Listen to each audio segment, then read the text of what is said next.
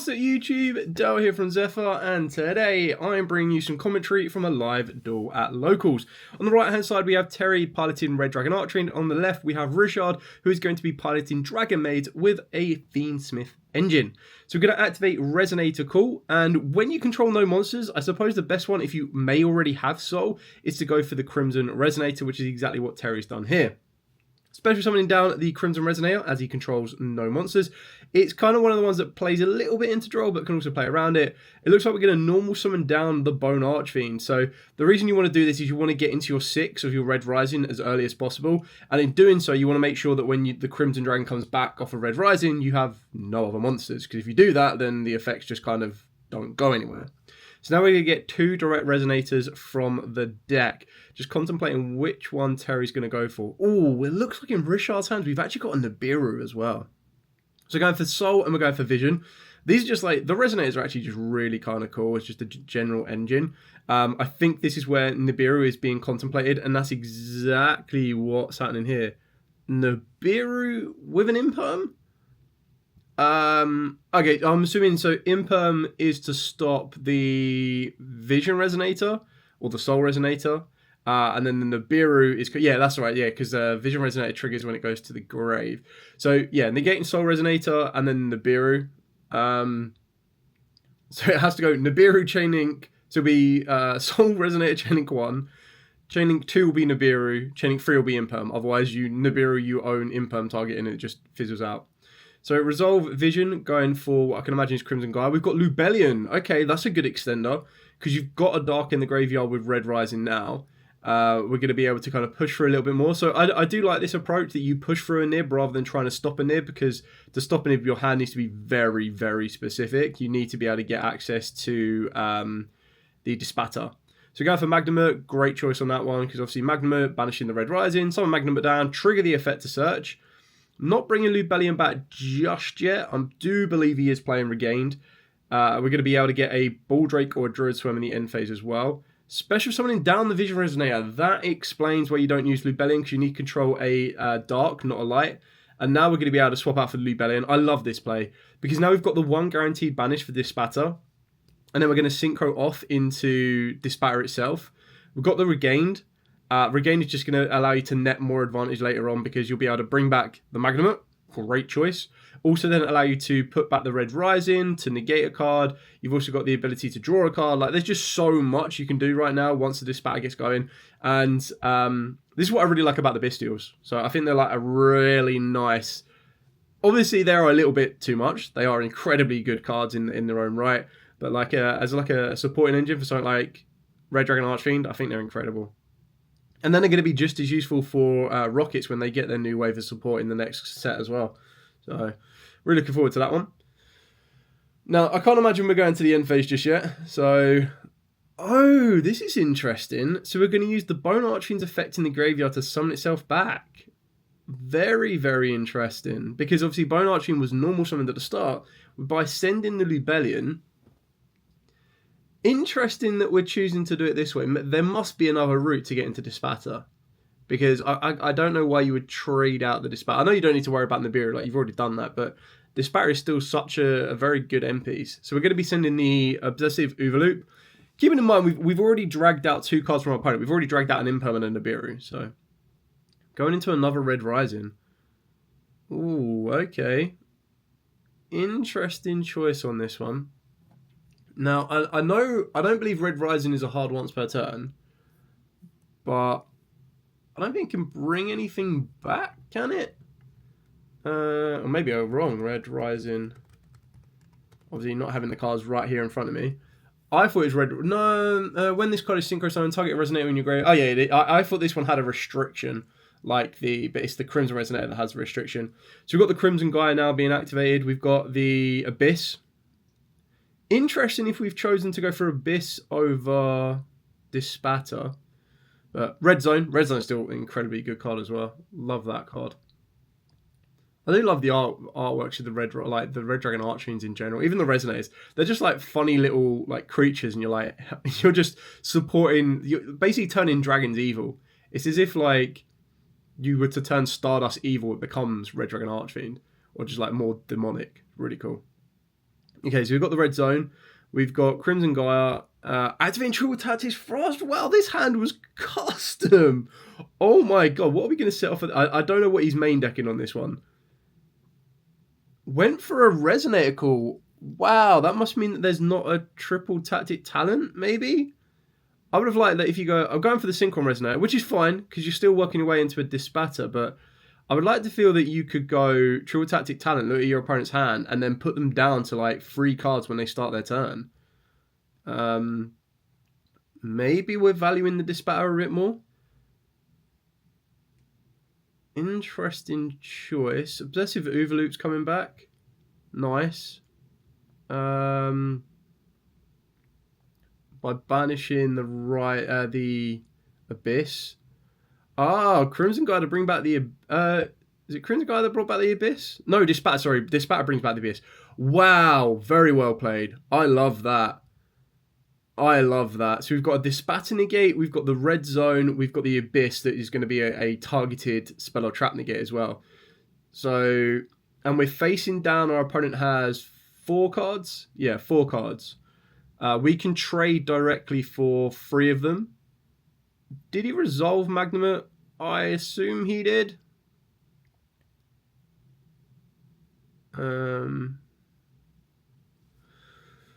Okay, let's see what's in Richard's hand. Now, as they're playing the Fiendsmith package, all they need to get is another monster on the field. And obviously it won't be the end of the world, because you'd go into Moon, Moon would go into Requiem, Requiem uses its effect, and then I believe Dispatter just negates it outright. But I feel like a Destruction here would be pretty good. Like, trade out the Dragonmaid, get rid of it. So, okay, so we're going to bring back the Magnamut off of Regained. Trigger the Magnamut's effect, which will guarantee us follow-up.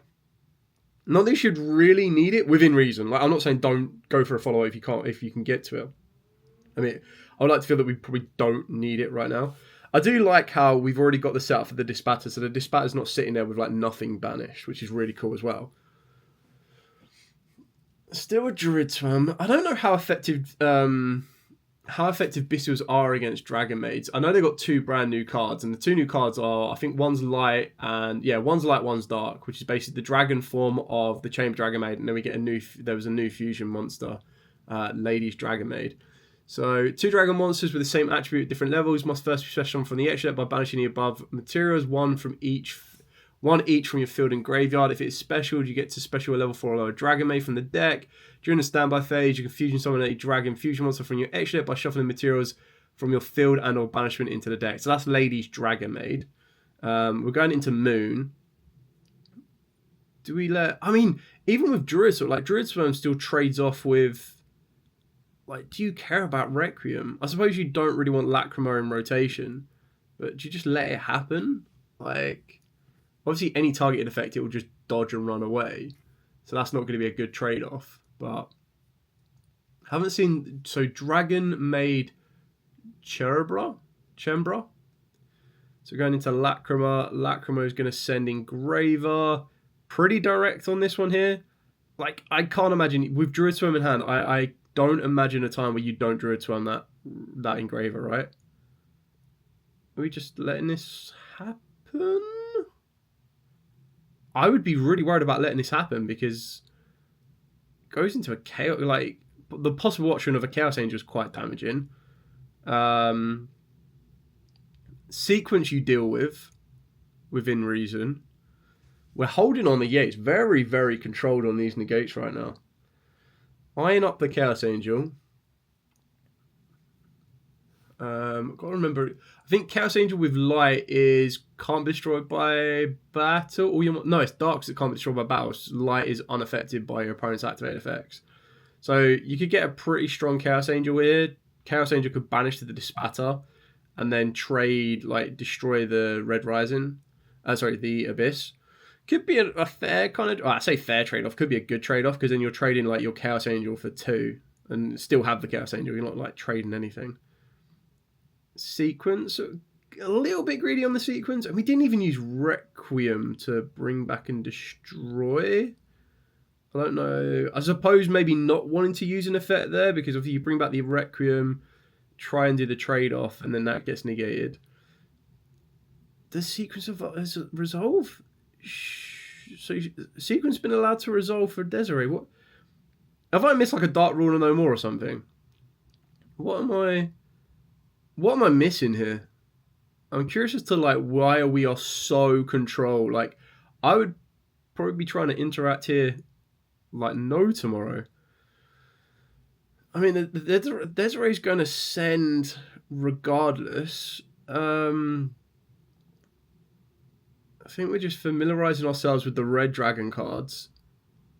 You're just trading off, like, to let the Desiree go to the grave is a big trade-off as well, because Agmonde can now bring back the Desiree, and we've got an incredibly powerful Desiree. I kind of feel like I've missed something. I'm waiting to see a Dark Rule No More in that graveyard, because this just seems a little bit crazy. I mean, I know the Nib token's pretty stacked, right? Well, is it? It was Red Rising and like loads of tokens. And we just killed the Dispatter off.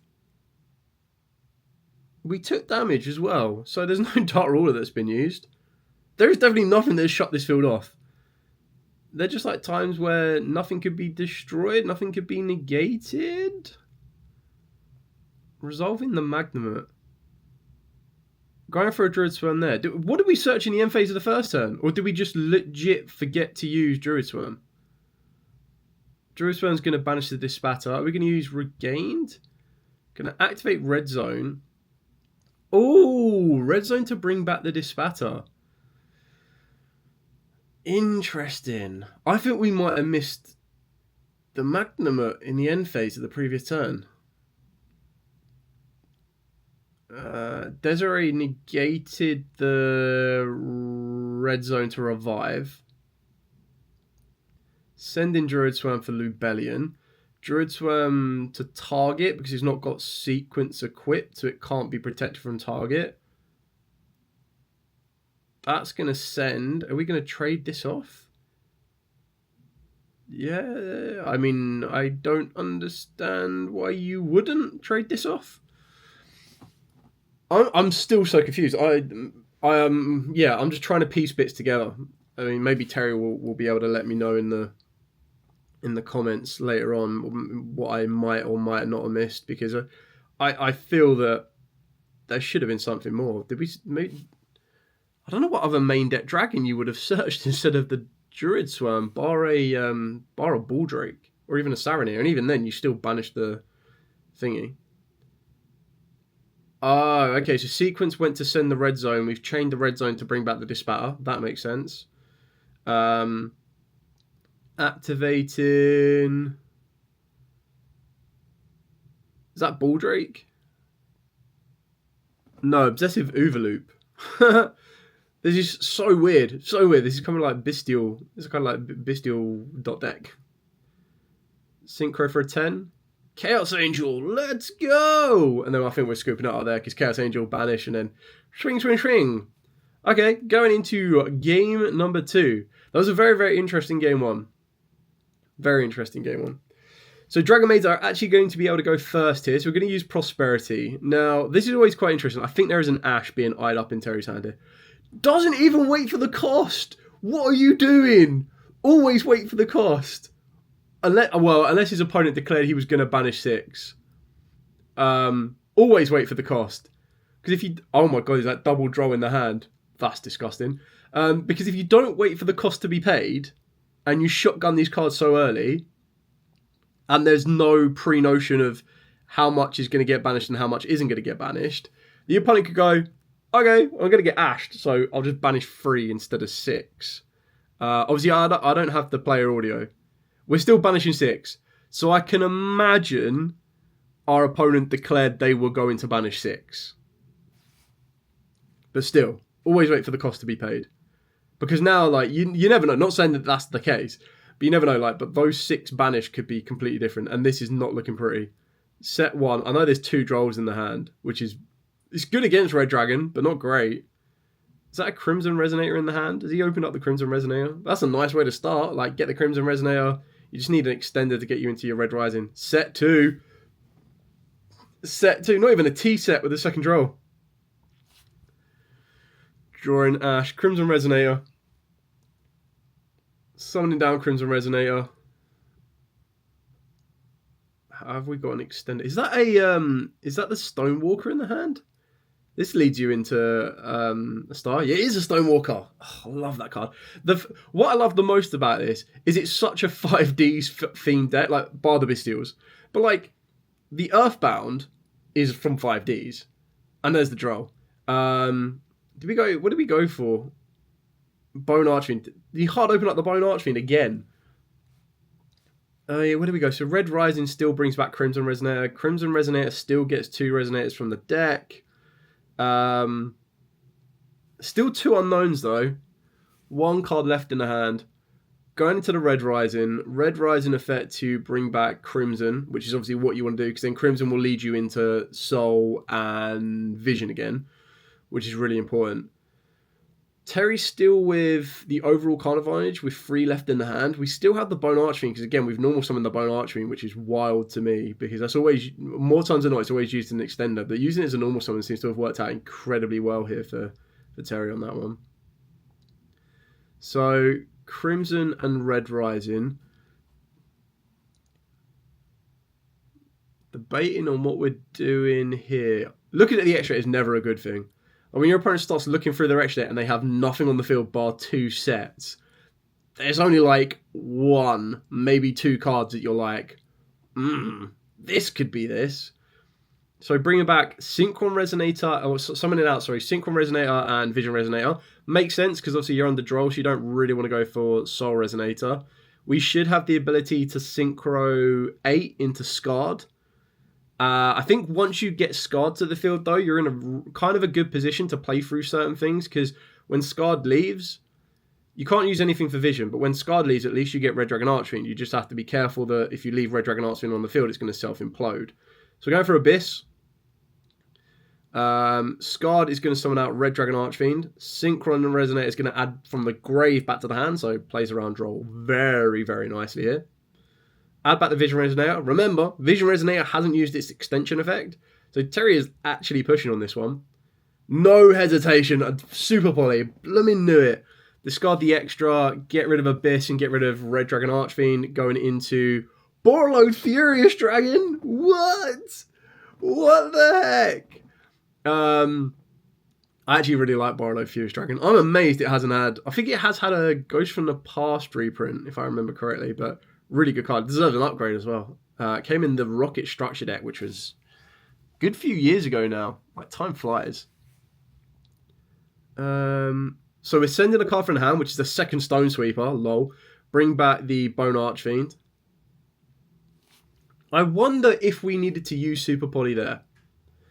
What I mean by that is, unless Battle Phase was declared, you could have very easily held the Super Poly and then Battle Phase, like, let them use up their Battle Phase. That's always quite good. Like, if you Super Poly their field off in their Battle Phase, they use up their Battle Phase.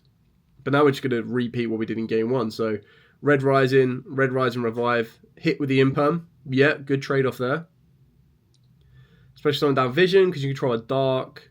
Synchro these 2 off into an 8.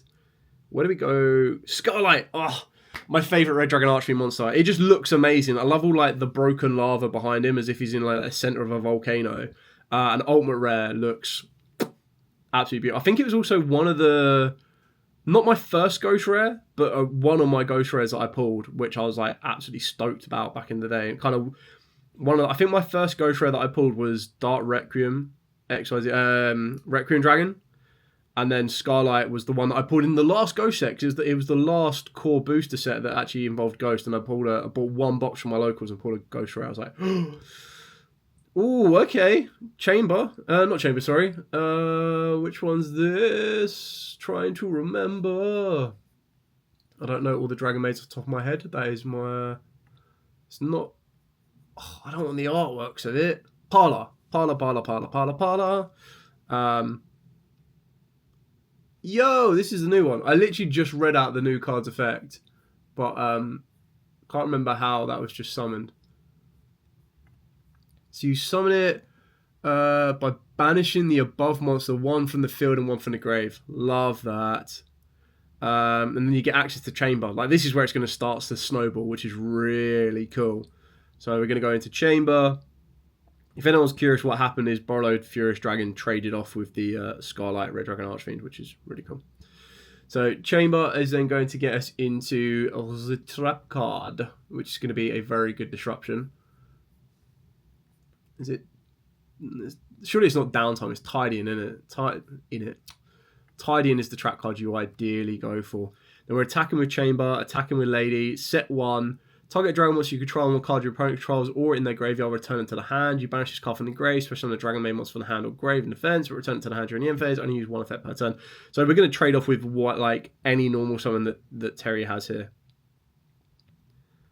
So Parla for Shu.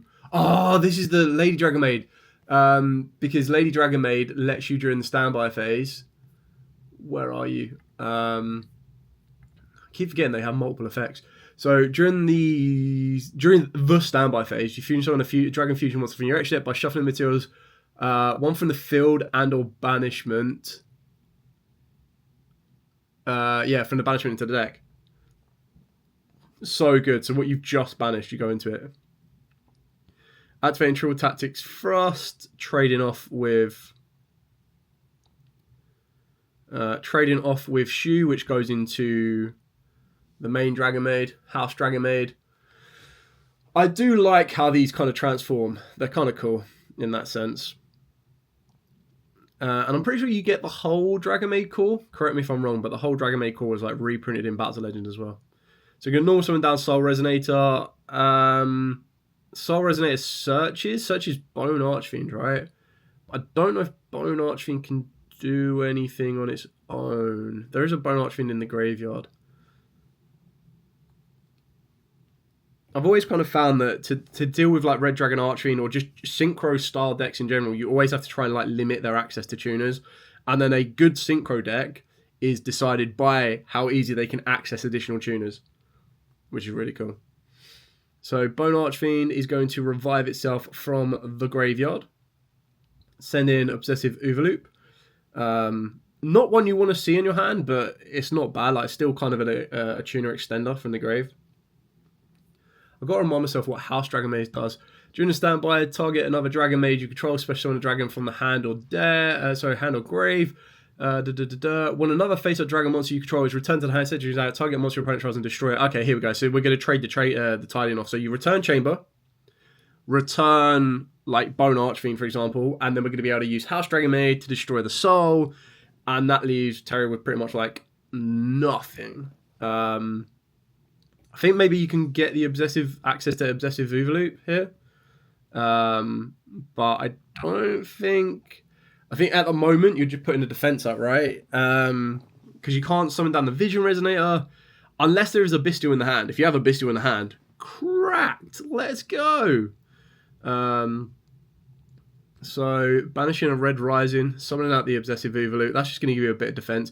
Remember that we've taken, Terry has taken 2,000 from the Lady Dragonmaid, and then however much Chamber Dragonmaid has, which is 500. Okay, so not a lot. We've still got the banish effect of Tidying. We're still going to have another 2k off of the back of Lady. During the standby phase, Lady can also fuse again. We've also got the summon off of the back of House. Like, I think this one's going to pick up pace quite quickly. As long as we remember to utilize all of the effects readily available to us. On that one, really good to actually see the new Dragonmaid cards in play. We'll see this again later on. I actually got there was someone else that was playing the Dragonmaids, but they were playing it with the Drakatals, so it's really kind of cool. I do like the fact that we're not using like the Fiendsmith. I don't want I don't really know how much direct synergy it has apart from like the Fiendsmith engine being the Fiendsmith engine. We saw that in Duel 1, like how it was good that if you didn't have an ideal start or anything else like that, you merged into something else. But it might be that there wasn't access to something like the Drakatals or something along those lines. But recycling chamber, normal summon chamber, add a Dragonmaid spell or trap. So go for, I guess, the Monster Reborn card, right? I don't know what one we've gone for here. No, it's not hospitality. Welcome. All monsters you control gain 100 attack for each Dragonmaid monster you control. If you control 2 or more Dragonmaid monsters, target a Dragonmaid card in your graveyard except Welcome. Add it to the hand. Only use effect once per turn. Did he just recycle Tidying? That would be really funny if he did. If this card is sent to the graveyard, your opponent cannot target Dragonmaids. So, I mean, gives him a little bit of a buff. Did we return a card to the hand? I'm assuming we have. Target Dragonmaid card in your graveyard. Yeah, add it to the hand. And then that will trigger off House Dragonmaid. Oh no, it needs to be a face-up dragon monster you control. So I don't know what we added there. Maybe we just attacked it. And then, so attack with Lady at 2k, attack with 3,000 off of House. So total damage towards Red Dragon Archfiend at the moment is 6,000 damage. So 6,000 damage to 0. Like, no damage has been made to the Dragonmaid player. I think we're just in the grind game now. I think we're probably in a position where maybe it would have been more beneficial to scoop it up and move into a game 3. Because time is getting close. I believe that there is approximately just over like 2 minutes. Like, the speed of the video is like 2 times. So I think there's probably about like 2 or 4 minutes left.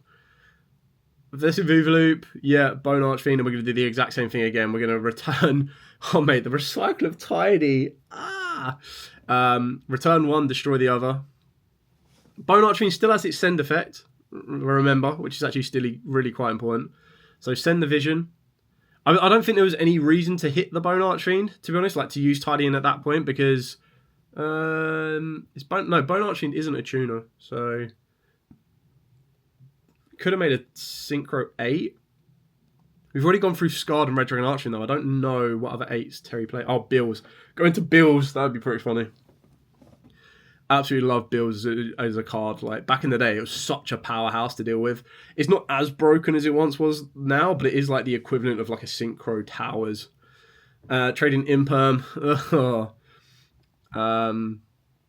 He's got it. He has got the interaction. Yeah, I'm not too sure where we go here. Like, fair play to Terry. He's like trying to play through. If there is a Bystial in the hand, we still have plays to make, but no tuner on the field. You've got to defend up. And with only 2k life points left, being hit with the Bone Archfiend, like hit over the Bone Archfiend. So he's going to trade the Bone Archfiend off to use the Crimson Resonator. To bring back Scarred. Oh, I like this. I like this. And this attacks and then shifts everything to face down defense position.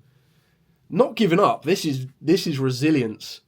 This is resilience. He is not scooping for game 3. He is pushing to try and win game 2. Fair play.